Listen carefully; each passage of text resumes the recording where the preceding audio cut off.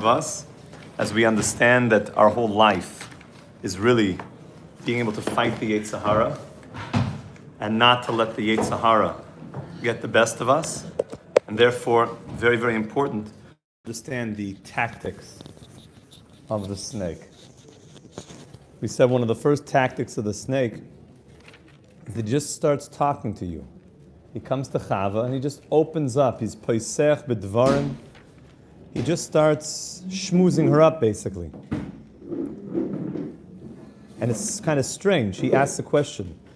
He says, Vayomer el ha'isha, af ki amar Elokim lo yisoich lemikol eitz hagan. Is it not that God told you not to eat the tree? No, don't worry. We can eat from all the trees of the garden. And there's one that happens to be that we cannot eat from, and we cannot touch it. So she adds a gezerah, lest you die. And at that point, the snake understands that he's got her trapped. And he says back to her, no, you won't die.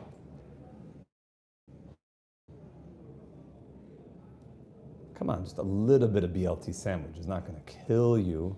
It's funny people say that. It's not going to kill you. What's a little Avera? It's not going to kill you. It's funny that we talk that way. No, it won't kill you. That's so funny. I never thought about that, actually. It's not going to kill you. That was what the Nocher said. It's not going to kill you. That's a funny language. It's not going to kill you. It's just a little bit of an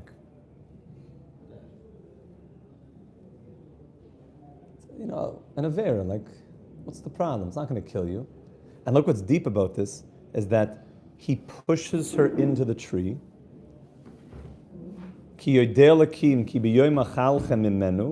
And furthermore, he says, and God knows, that on the day that you eat from it, that your eyes will be opened and you'll be like God. And we explained yesterday, you'll be like God meant that God wants to keep the power of creating worlds to himself, because God ate from this tree. That's what the Nachash was saying. This is not true. And therefore, God doesn't want you to get too powerful. That maybe you'll start fighting with God. So God is keeping this a secret. He does not want you to get this.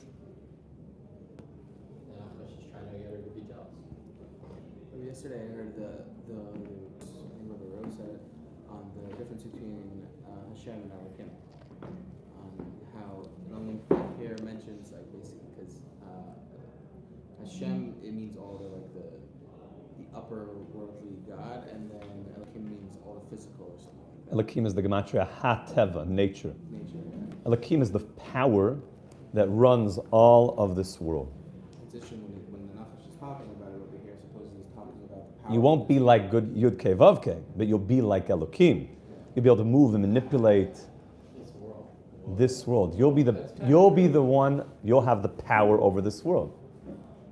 If you eat from this tree, it's so amazing that in modern day that the internet is this power that a person feels. And of course, what's the apple symbol? Is the bitten fruit. With a box in it. That's right. With a bite. The bitten fruit. That there's a feeling like this is the thing, this is the power that a person feels that he could take over the world. And control, God forbid, and manipulate. Very powerful. So the Nachash is saying is that God doesn't want you to get this thing, which now makes her have even more she wants this thing. And immediately, Vitera Isha Kitoiv Ha'etz L'Meichel, we see that she sees that it's good. Kisava Hu Le'einayim, her eyes want it. V'nechmar Ha'etz Lahaskil, and something in her mind understands that she gotta have this thing, you gotta. When that energy starts taking over a person, I gotta. V'tikach mepiryoy, and she takes it. V'toichal, she eats it. V'titen gam leisha ima v'yoichal, and then she gives to her husband, to Adam, and we explained yesterday, is that she said that if I'm dying, and I'm taking him down with me. Well, didn't she think that she was becoming like a god when she was doing it? So it's interesting, right away she became very human. We see they notice things. But it was only after the husband ate. So at what point did she realize that she's like, oh, So Rashi already points out why did she give it. So Rashi's telling you, remember, the order's not always ein me'ucher u'muktam b'Torah. Things can go in different orders in the Torah. But Rashi is definitely pointing out that she gives it to her husband because she knows that she's going to die, and she doesn't want that Adam should find another woman. at what point did she realize that she's like, that she didn't get the god powers? Who said she didn't? Well, She got the powers of Elohim. She did get God powers.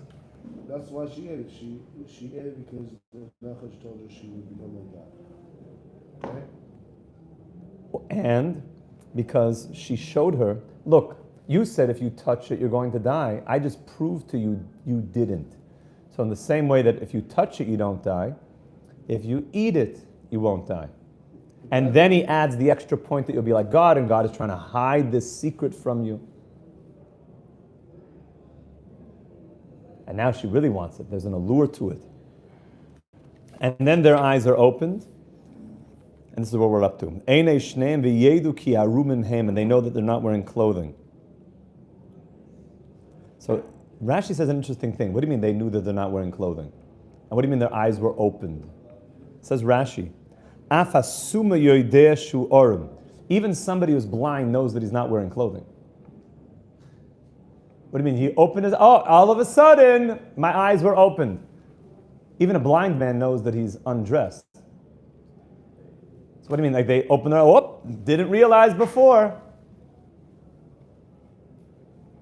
So Rashi goes in a different direction to explain this, that their eyes were opened. Elamau v'yedu, that they knew that they were unclothed. Rashi, Rabbi said, Rashi's Kabbalah Mamish. Mitzvah achas haisa b'yodam. They had one mitzvah to do.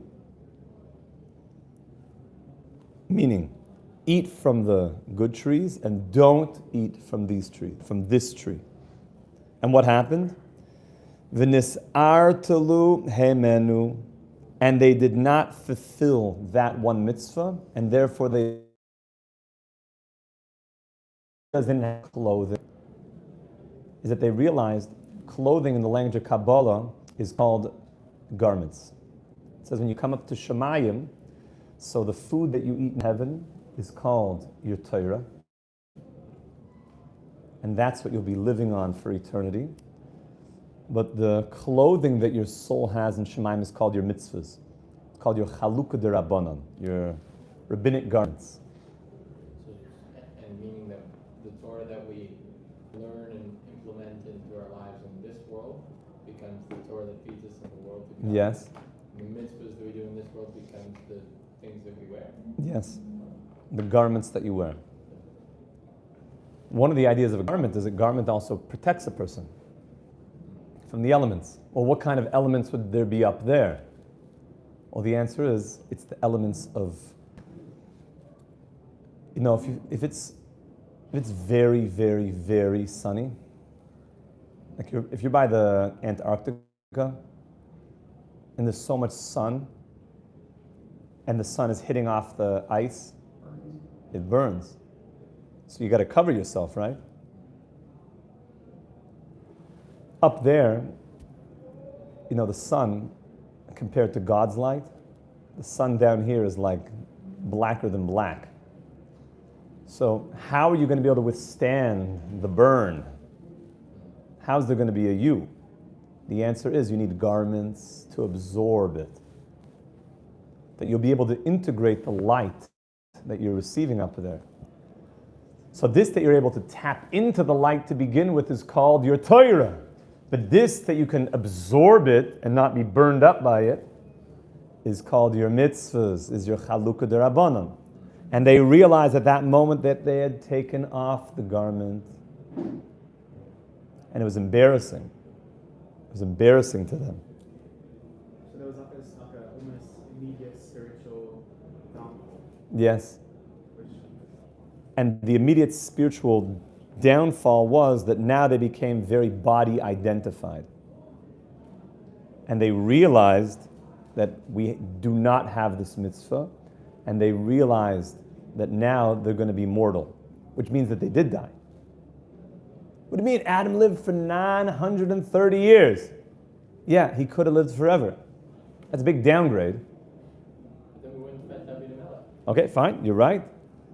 But from what we're still in the pre-Adam eating phase to the post, from pre to eating, that's a big downgrade.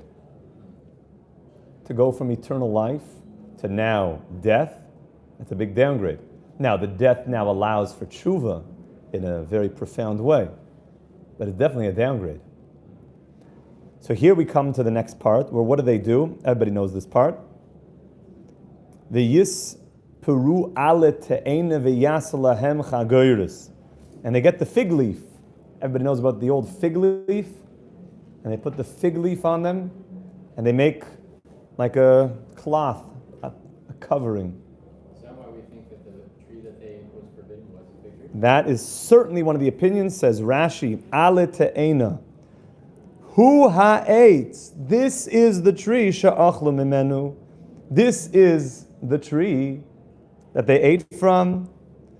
And why would it be that it's the same tree? And he teaches you a very important yisoid in Avodas Hashem, that b'davar shenis kalkalu b'ay, the very same thing that became their corruption, that became their downfall, that became the thing that set them back from identifying with their godly self, will be in the end the thing that will help them fix themselves.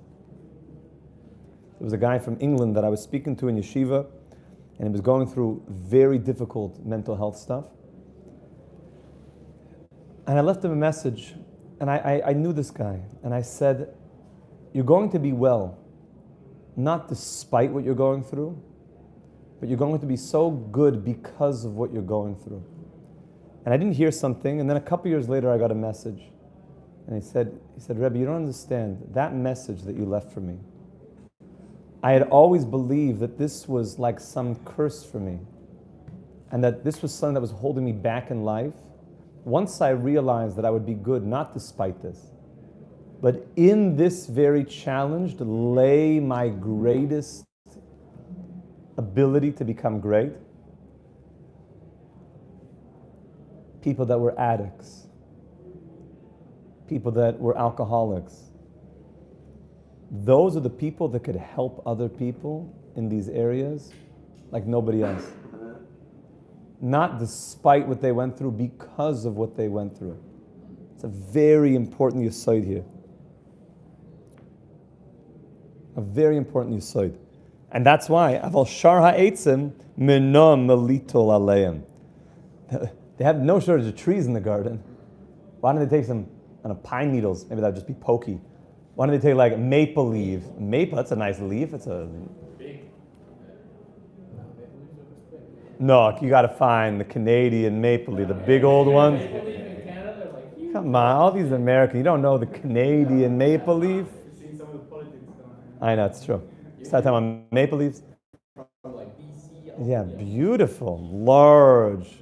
Why don't you use a maple leaf? They had all the trees in the garden. Back maples. That's right. The answer is they didn't take a maple leaf because that wasn't where their curse happened, where their challenge happened. And therefore they exactly used the thing to fix it from the thing that they struggled with. Why is it always made as an apple? There's actually no opinion that says an apple. Jesus mentions tapuach, and he says it means a esrog. Then why did the fig come out? It's easier for children to understand apple. And why did the fig come out? Okay, He's saying, why was that the tree? they covered it. So, like, is there a spiritual thing behind the fig? Like, a fig The fig was the tree. So it was the tree. It wasn't the estro. Well, according to Rashi, remember, there's different opinions in the Gemara what it was. Rashi's going with fig. So it was wheat also. There's an opinion that it was wheat. There's an opinion, because the wheat bears used to be the size of a kidney. kidney. With what they cover themselves with. Yes. I mean, it says fig, like in Hebrew. That nobody disagrees on. They cover themselves with a fig. Why is that so important? Well, according to Rashi, they're telling you that that was the tree. It's hinting to the fact that that was the tree. That the Torah wants to teach you a lesson that the very same thing that you struggled in, you will come to a fixing and to a higher level through that thing. Yeah, I get that, but is there any, like, fig's not one of the 7 fruits of Israel? It is. It is? Yeah. Well, something that's very challenging is that figs are very infested nowadays. It's almost impossible to get a clean fig. They're filled with little worms, filled with worms. Look at your dates. When you get For sure, look at your dates. open the date. I mean, the girl you're dating, you should look at her and marry her if you like her. But your figs, it's basically not possible. They're completely infested. Supposedly every fig has like a dead wasp in it. It's pretty interesting. The way it gets pollinated is there's a certain fig wasp that stuffs itself into the fig. It goes from fig to fig. You watch it on TED. Well, I saw it somewhere. And it rips off its wings while it goes into the fig. There are rabbis that their whole life is dedicated to understanding bugs and infestation. One of the rabbis called Rabbi. Rabbi is considered the greatest bug rabbi in the world. He wrote a book, like the authoritative book. They translated it to English, the bug book. And he has pictures. If you want to be grossed out, look at this book. What looks completely innocuous, like some, it's like a nice fig. He's like, let's actually look at all those little, villi that are coming out of the fig. All of those. And he starts telling you, because it's fascinating, the bugs that will generally go into certain fruits very much resemble the fruit. So those villi inside of a fresh fig, I remember opening one once I learned this, is a lot of them were bugs, but they look like the villi of the fruit. So it's actually one of the rabbis here in Nation Torah married his daughter. So Rabbi, the bug rabbi. His daughter got married in age. Not in age. This is many, many years ago, probably 35 years ago. It's not many, whatever. A couple decades ago. And so he would always speak about his father-in-law. His father-in-law has special times that you can call him. He knows up to date everything that's happening in the world with bugs. And the fig world is not simple. They've been infested for a very long time. Can you find a kosher fig? Oh, on Purim we give each other mishloach manos. So somebody found a single fig, hydroponically grown. Oh yeah, that would work. But even there's challenges. Hydroponically grown, completely clean. It was like a single fig. And he gave it to his father on Purim. It's like, I actually found you. How did you find, how do you check this clean and good fruit before you get it? I think it could be that he did open it, but I think it came from a tree that was known to be on the cleaner side. Yeah, in the States, basically none of them have bugs because they're all grown in these special farms. I think the reason, by the way, they all have bugs in it, is what I was saying before, is these wasps mostly, they lay eggs in there. And then The wasps. when they burrow out. This is strange because Bugs figs burrow out at the end. Figs should be they're one of the 7 species of Eretz Yisrael. They should be this very special thing. Thank you very much. Oh, I'll have both of them. Made a tikkun on the fig tree. That's right. And you would think that maybe you could suggest is that we're still making the tikkun on the tree. Mashiach will only be here once the tikkun is completed. And therefore, we still have problems with the figs. Because we're still making problems with the tree, and we haven't yet fixed. So figs are a challenging sugya. The Yishmes Kol Hashem Elokim. All of a sudden now we see God. Uh-oh. And they heard God, Nishalach Bagan, L'Ruach Hayoim, walking in the garden. Now God doesn't walk. referred to as itself. Usually it's him. God, now we know when we talk about God walking, we don't mean with legs. That's one of the most fundamental Jewish beliefs, is that God does not have any body parts. So it means walking conceptually. God's approaching, so to speak. The presence was now becoming felt by Adam. The Yishma.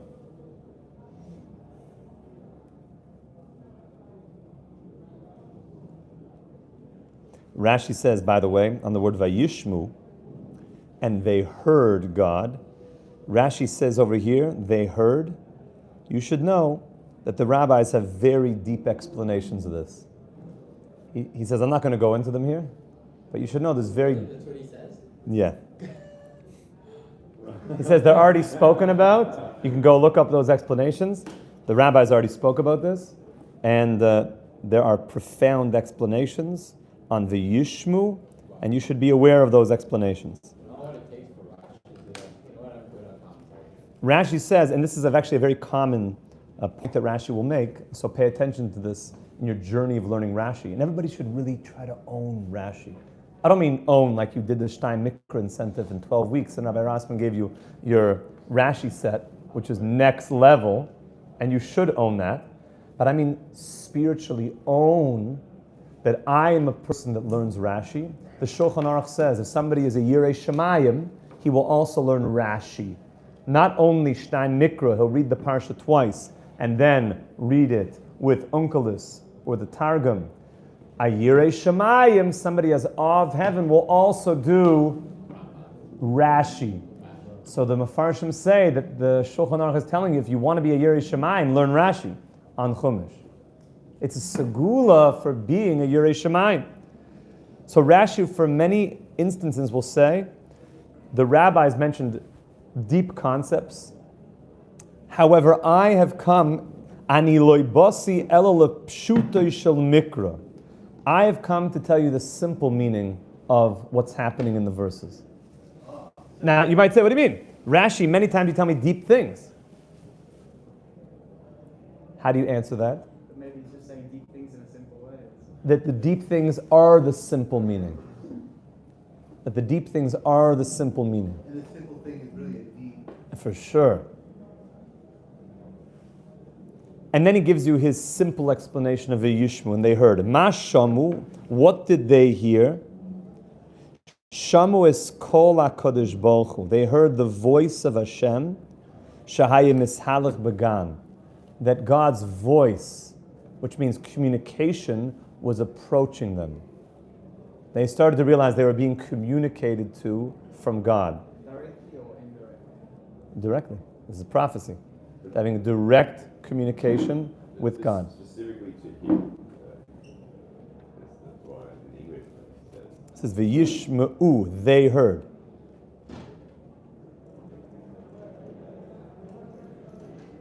And they heard. And they heard.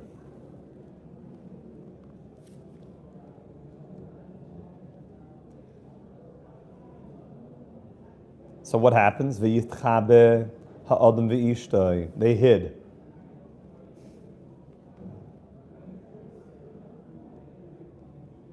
How does that help? Can you hide from God?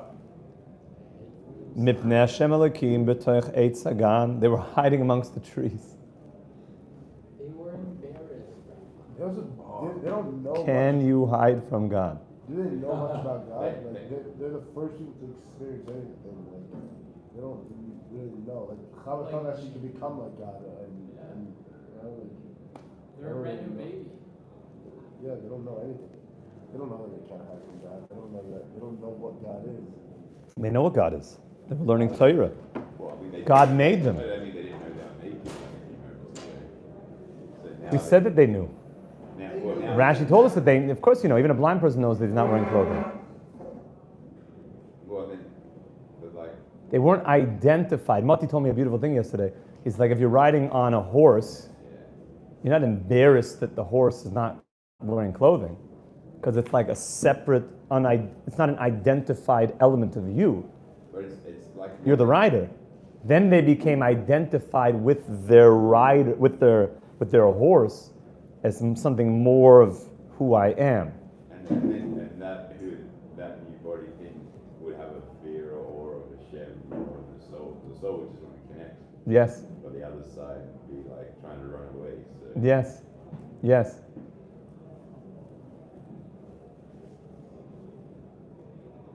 So they hid.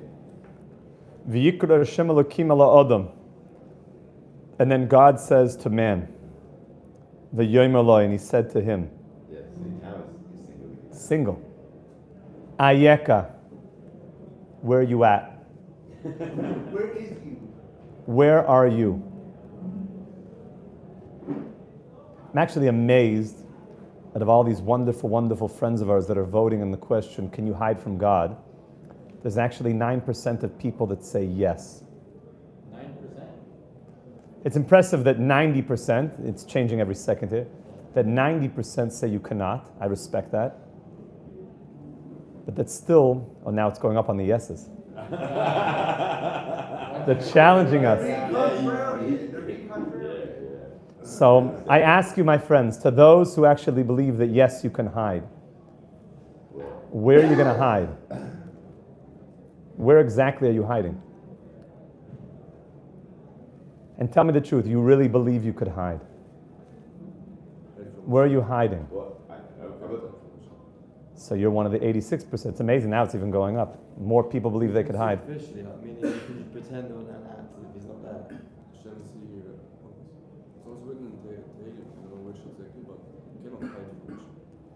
Well, there's a way, John Zach points out that where you use artwork because the snake has gone internal, and that the voice is coming from like, where are you? So when you're committing Averas and stuff, it's like, you should ask yourself, where are you? I mean, you're hiding yourself from Hashem if you're like in these dark places. Where are you? Where are you? So God obviously knew where they were. So the question wasn't that God was saying, where are you? He was asking Adam, where are you at? Where are you holding that you would do such a thing?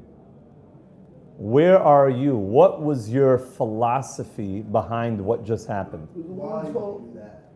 Why did you do that? Where are you coming from? When a person makes a radical move, he's not saying, where are you? I know where you are. But what got you to do such a thing? What got you to make such a move? No, the naked is the first thing before the way. Now, you know what's interesting? What do we read on Tisha B'Av, my friends? What Megillah? Oh, Rabbi, come on. On Tisha B'Av. What do we read? Eicha, very good. Megillah's Eicha.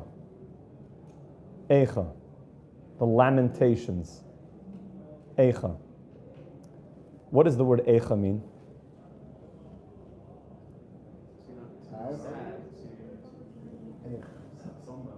Eicha, if you open up an article, it probably says woe. W-O-E, like woe. Woe is me. Woe is me. Which means like oy vey. Look what's happened. Look what we've got to. Look what brought us through us not doing our job. That now we lost the Beis Hamikdash. We lost the connection. Woe is to me.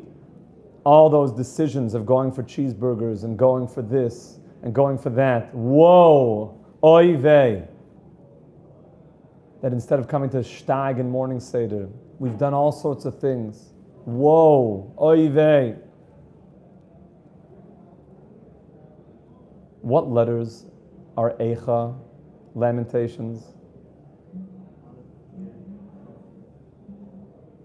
It's the same word exactly of Ayeka, just different vowels. Same word. Eicha.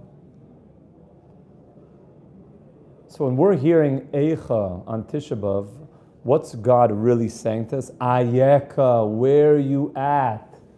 Where are you at? You making moves towards me? Like, where are you really? Sometimes you can see a person like they're a bit like, they're dodging here, they're dodging there, they decide, had to go to Tel Aviv for a little bit, Dizengoff Square, whoa.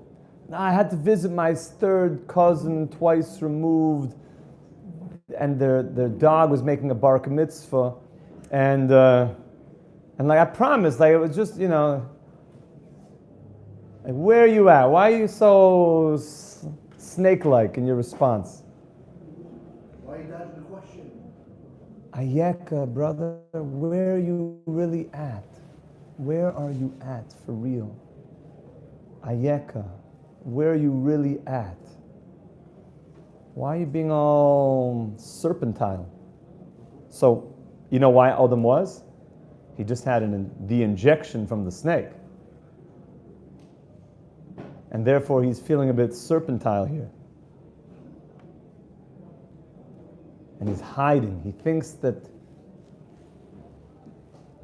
God's not going to see through him. But look what he responds. V'yomer. V'yomer. Es kolcha shamati bagan. I heard your voice in the garden. Va'ira. And I was afraid. Ki erem anoichi. Because I was without clothing. Va'echave. And I hid. Is Adam being honest? Yeah. Why do you have to hide? But that's not why. Because he was afraid. Afraid of what? Well, it's like the same Being thing. disappointed. Being disappointed God. He also has everything just Why feels did he have no different. clothes on? He was embarrassed. He started getting confused, which I guess can relate to the body. Sort of feeling things. Like that's like the scariest And he thing. confused. It was a confusing feeling. He was very confused. This is the first time he's now identifying with his five senses. Even the snake gets Chava to start identifying with her five senses. She sees it. She hears the Lashon Hara of the snake. Which means before that, what was life? Just avodas Hashem. Just pure connection of the soul. Just connection and connection. Just bathing in godly light. The snake is the deep identification with the five senses as primary identity. Of a deep identification with the five senses. And because of that, now there's a fear. I like what you're saying, that emotions are now coming in, human emotions of, I'm afraid, I'm embarrassed. I did something which makes me feel that maybe you don't have the same love for me anymore. And therefore I hid. I knew I wasn't actually hiding from you, but I was embarrassed. I was embarrassed. So look at this. And God responds. Vayomer, mi higid lacha ki eramata. Who told you that you're not wearing clothing? Who told you that you're not wearing clothing? Says Rashi. The kavanah here is not saying, who told you that you are not wearing clothing? Because we said before, you could tell, even a blind man can tell if he's wearing clothing or not. But rather, ma'ayin lacha ladas. This is so deep. Where would you know what is busha? Yesh ba'oimid arum. Who told you that it is something to be embarrassed without clothing?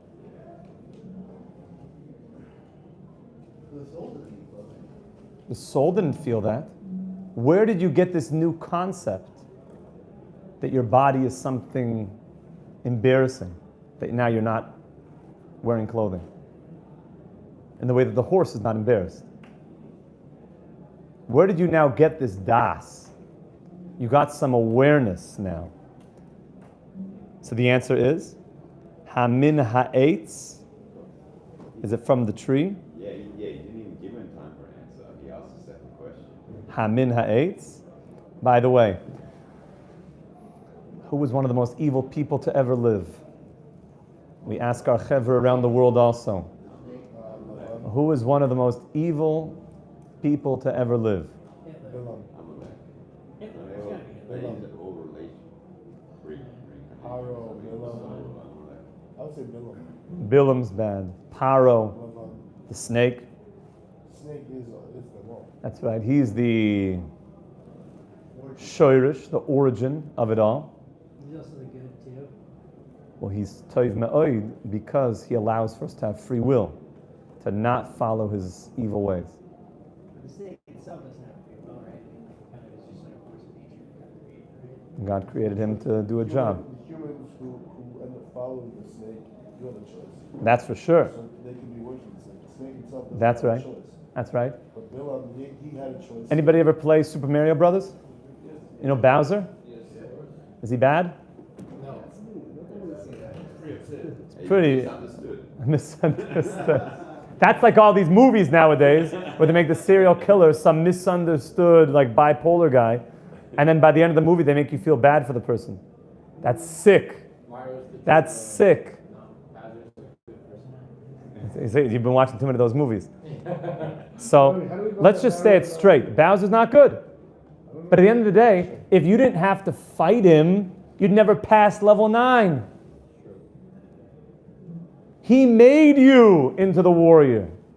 He made you into the king. That's why I remember I have these old memories of like old Mario Brothers of playing the game, and my brother and I, we were working on beating the game. Like if you could beat the game.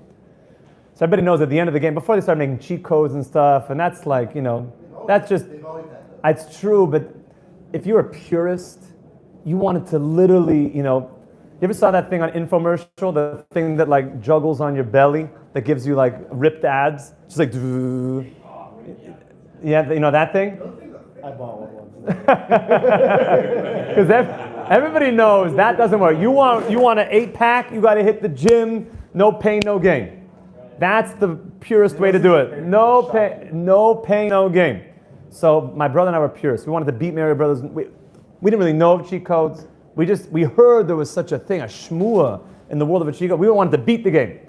And then we finally beat the game one day. It was like mamash Yom Tov in our house. It was so amazing. We beat the game. And I remember a scene where you're like in your car. All of a sudden, like the screen like goes white. And you're like driving. There's like balloons everywhere. And you go to the castle.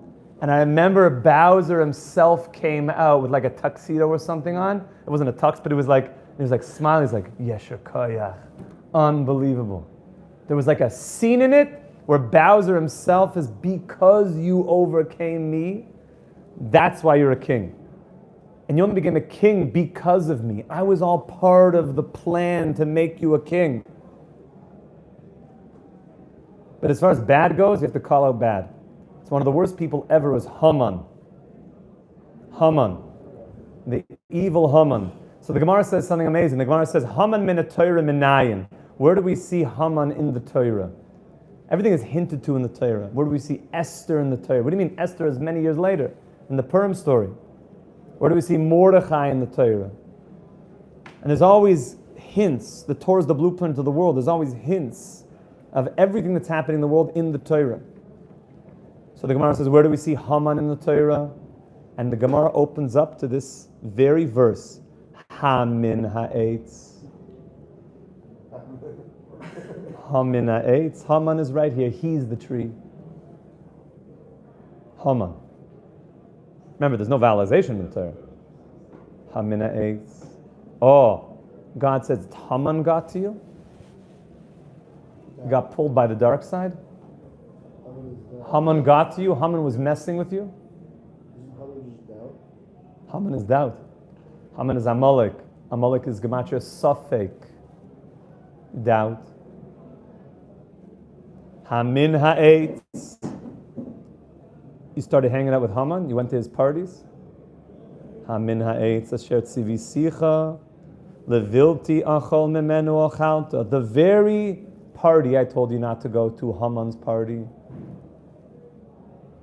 He started rubbing shoulders with not the right thing. And it's almost like Hashem also gave him way out. It's like, who told you? And if you left it at that, then you'd have had to say to go. But if now then he adds the extra question, did you eat from the tree? Then it's like a yes or no. So he doesn't have to put a blame on you. He's like, yeah, I did. I'm sorry. Exactly. Rather than Hashem is trying to help him. Yeah. And you see that we will learn, the siyata d'shmaya, that if Adam would have manned up to what happened, he could have fixed the whole thing right then and there. And that would have been Mashiach, Beis HaMikdash, the whole thing. That he passed the buck. And we're going to see, he blames his wife. And who does his wife blame? The snake. Which is more valid.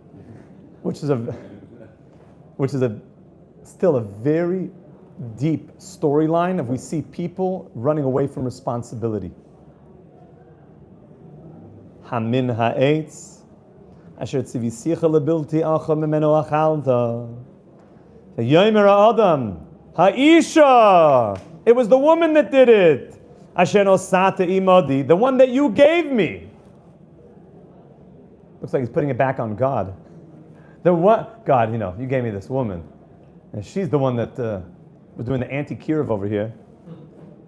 Nasna li mina eitz ve'oichel, and then I ate. What was I going to do?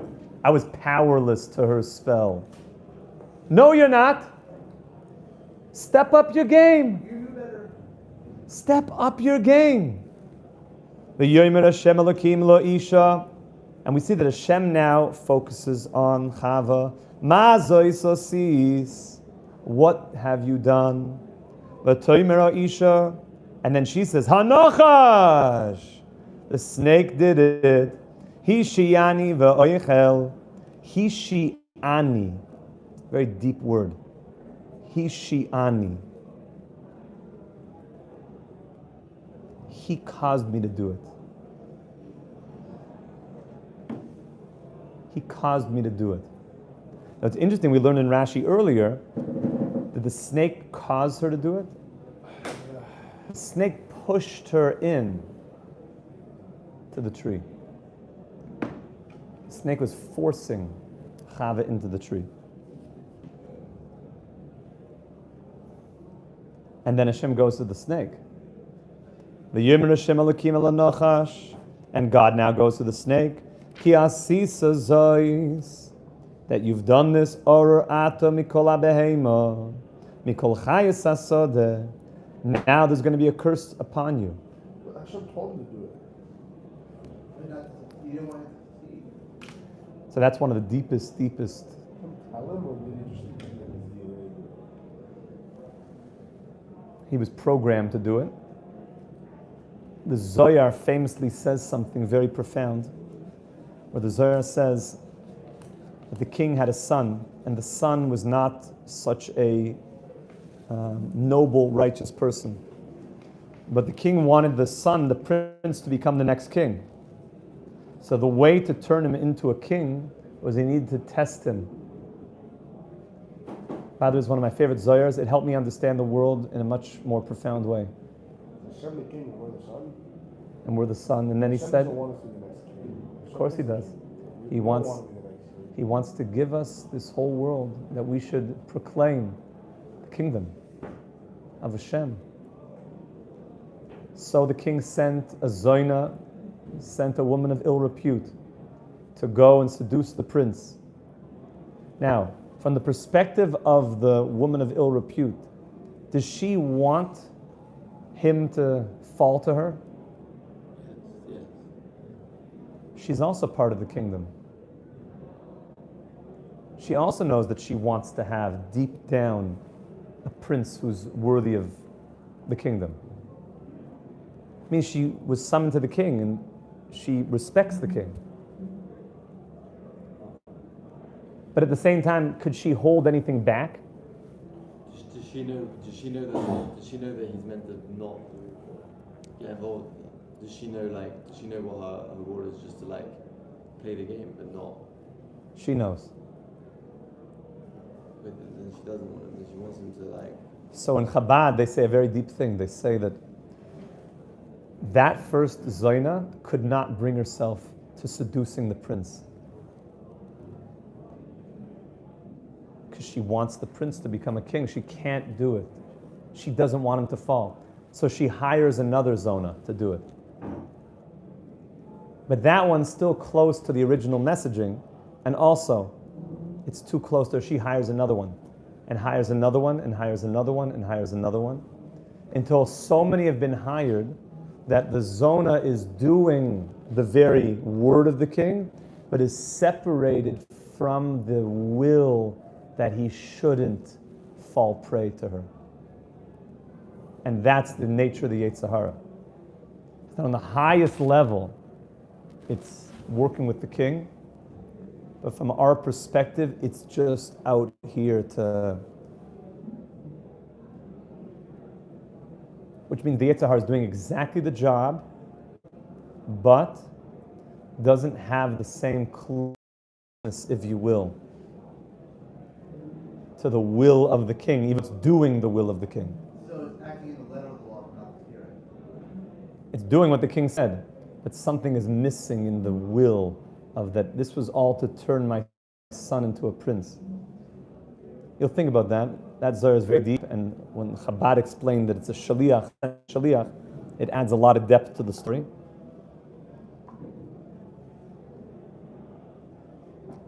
Al gechoincha selech va'ofer toichal kol yemei chayecha. And God cuts off the snake's legs, and you're going to go and walk on your belly all the days of your life.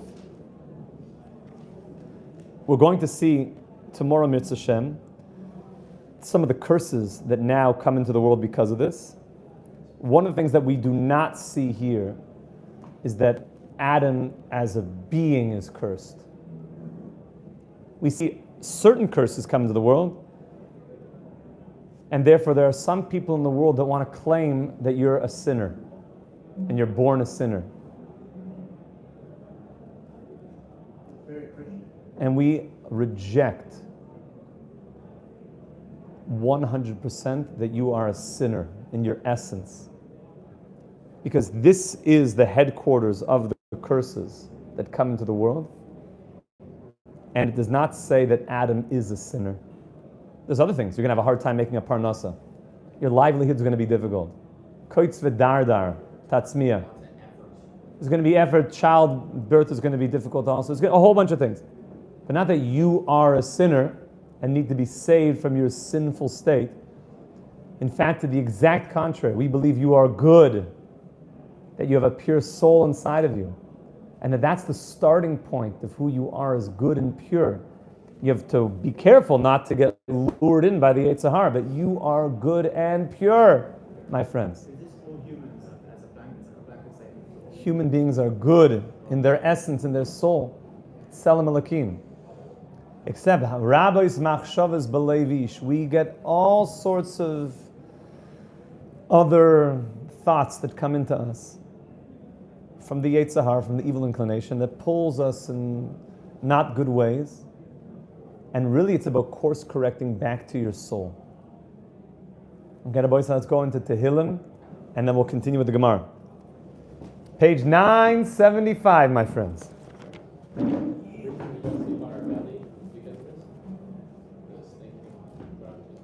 That's interesting.